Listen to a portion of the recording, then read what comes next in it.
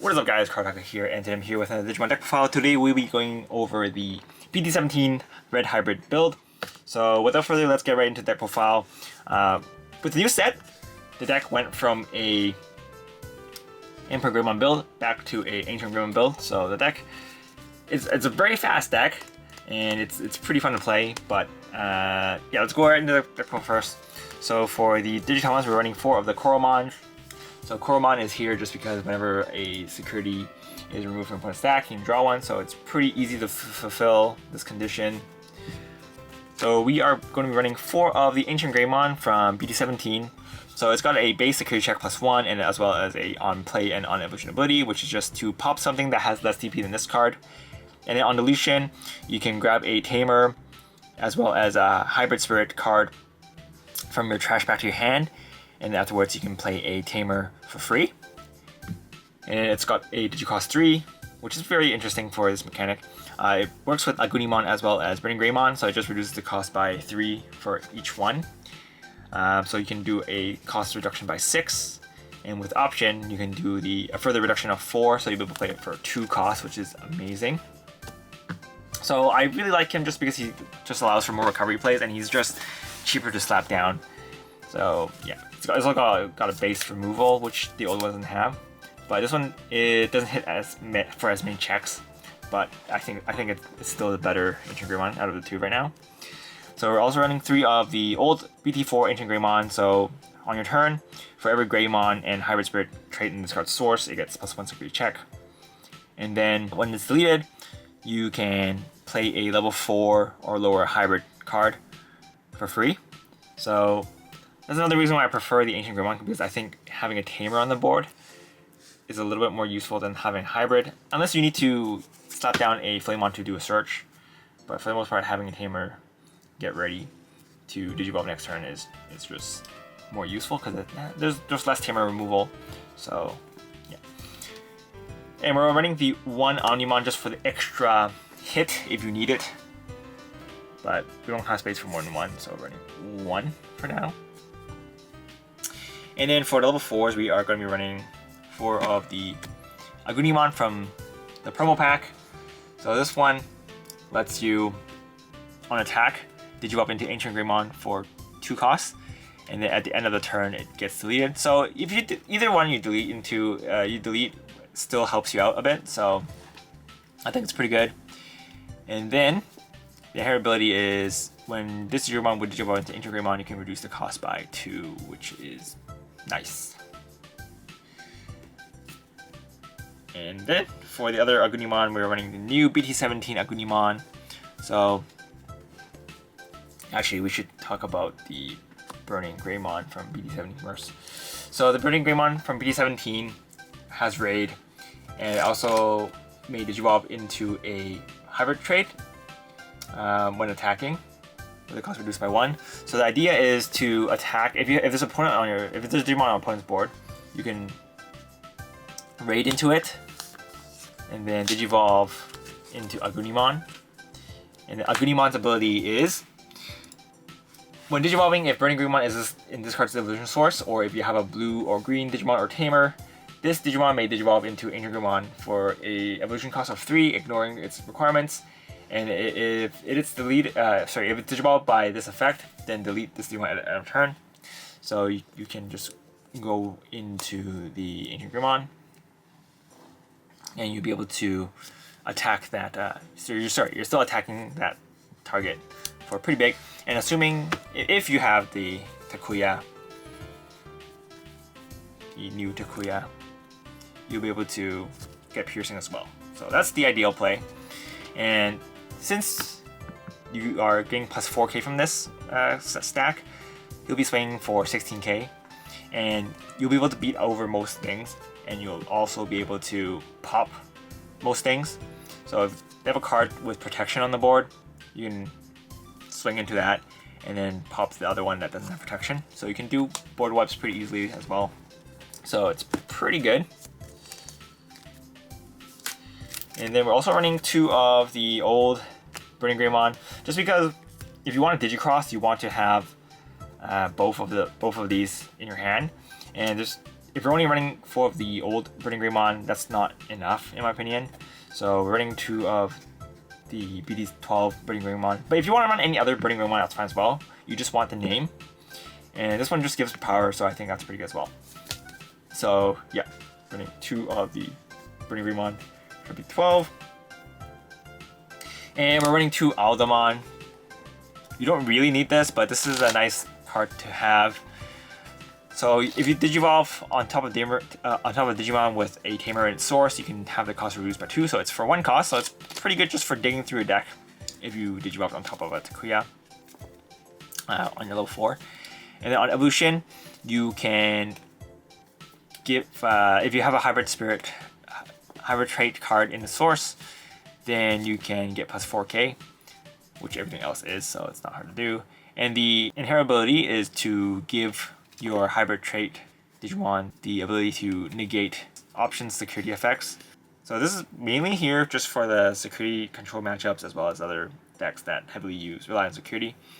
Because you can still Digivolve into this one, so it's still not bad. For level 3s, we are going to be running the Flamon. So Flamon from BT-17 lets you search the top 3, and then you can grab a hybrid as well a hybrid or a 10 legendary warrior plus a tamer with a evolution source ability, and then you put the rest at the bottom. And the inherent skill is when this card is deleted, you can play a tamer with a evolution ability from your hand. So yeah. Same with the old Flamon from BT-12. This one looks at the top 4, but you can only grab a hybrid spirit or a Tamers or a Susanomon. So you can't grab 2 cards. This one you can grab 2, so I like this one a little bit more. But her ability is pretty similar. On deletion, you can play a Takuya for free from your hand. Next, we are running 2 of the Flamon from BT-12. This one is just to help you get more draw power. You ditch your hybrid from your hand, you draw 2. So yeah, helps you dig through your deck faster if you already have most of the combo pieces in your hand. And we're running 2 of the Pokemon from BT-7. So BT-7 Pokemon lets you look at the top 5, and then you can grab a Tamer as well as a hybrid spirit or a 10 legendary warriors to your hand. So Pokemon is the best searcher in this deck because it pretty much grabs everything in the deck except for Omnimon and the options. And whenever one of your Tamers would Digivolve, you can get 2 memory. So that's a free Digivolve into Agunimon or BurningGreymon if you Digivolve from Takuya. So Pokemon's just really good. I might run 2 more of these and take out the Flamons, but the BT-12 Flamons, but I don't know because I still want to Digivolve in my raising area. And running more Pokemon definitely decreases consistency, but I think right now the lineup is pretty good. I was trying no Pokemon before, but Pokemon just offers so much value. I think he's just good. Now moving on to the Tamers, we are running 4 Memory Setter Takuyas from BT-12. I'm running 4 of this one just because you have ways to cheat it out, and if you cheat this out is pretty good because it's just a setter and it's only 4 cost, so it feels like super value when you cheat it out. The inheritability is also pretty good because whenever you security check, if you have above 10k, then you can get plus 2 memory back, which helps you further extend your turns, which is really nice. So we're running 4 of those. We're running 3 of the BT-17 Takuya. So whenever our opponent's Digimon is on the board at the start of your main phase, you can get 1 memory. And then the inheritability is you get plus 2k. And then if you are 10k or above, you get piercing, which is explained in the previous combo why piercing is good. So yeah. We're also actually running 2 of the Takuya from BT-7. So if you guys didn't know, you can actually activate its effect and not Digivolve into an Emperor Greymon because his ability is May. You may Digivolve into Emperor Greymon, so you can choose to shove 5 and then not go into Emperor Greymon. And there are some uses for this because you can Digivolve.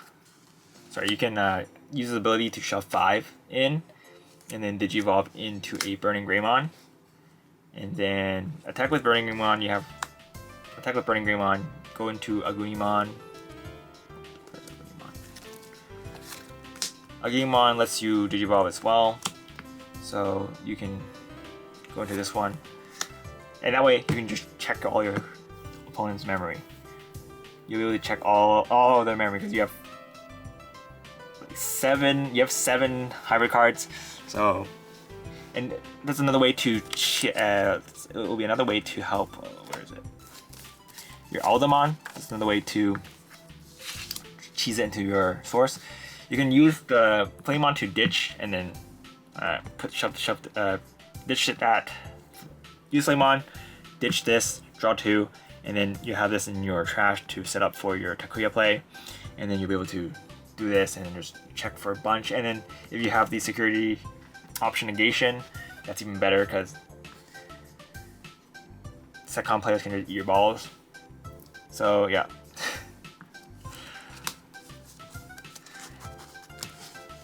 And yeah, that's the main Digimon lineup. Now let's move on to the options. Next, we're going to be running 2 of the Ancient Protectors. So running 2 of these. These are pretty good. These are really, really good actually. So the ability is you may return 1 Digimon card with hybrid or 10 warriors and it's straight from your trash to hand. Then you can play 1 Digimon with 10 warriors, or Tamer with an inherent ability from hand, reduce the cost by 4. So if you're playing the new one, you'll be able to play it for really cheap. And you can ignore the color requirements as long as you have a Tamer or a Digimon with hybrid trait.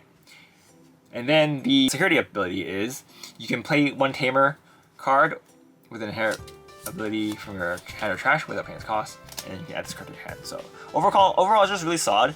We're not running more than 2 though because early game it is kind of dead. So I do want to run the run this at 2 or 3. So I'm experimenting at 2, but maybe I'll bump it up to 3 if I really like it. But so far it's pretty nice.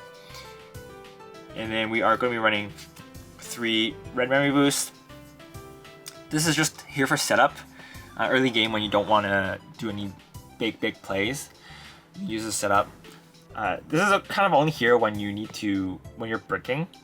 When you're not bricking, you usually don't need this because you'll be able to just go off with your hybrid stuff. So yeah. And then we're also running 2 of the Crimson Blaze. Crimson Blaze is just solid in red decks now. I wish I could play in Gammamon, but Gammamon's space is a little bit tight. Ratio for this deck is a little bit easier just because we're not forced to run that many level 5s. And yeah, decks for ratios for hybrids are always weird, so you know, we're not too worried about that. And yeah, that's pretty much it for this deck, guys. Hope you guys enjoyed it. Also, if you don't like the red memory boost, you can always run these are just like a free slot. You can run other stuff you want. If you want to run scrambles, you can. If you want to run the, I don't recommend running the trainings because they don't work with your Tamers. But yeah, you can pretty much run other options if you want. If you run more Ancient Protectors, you can. Run scrambles, you can. Scrambles actually pretty good as well. So yeah. Anyway, that's pretty much it for this episode, guys. Hope you guys enjoyed it. If you have any questions, feel free to leave a comment down below. But this is Card Haku, and I'll see you guys next time.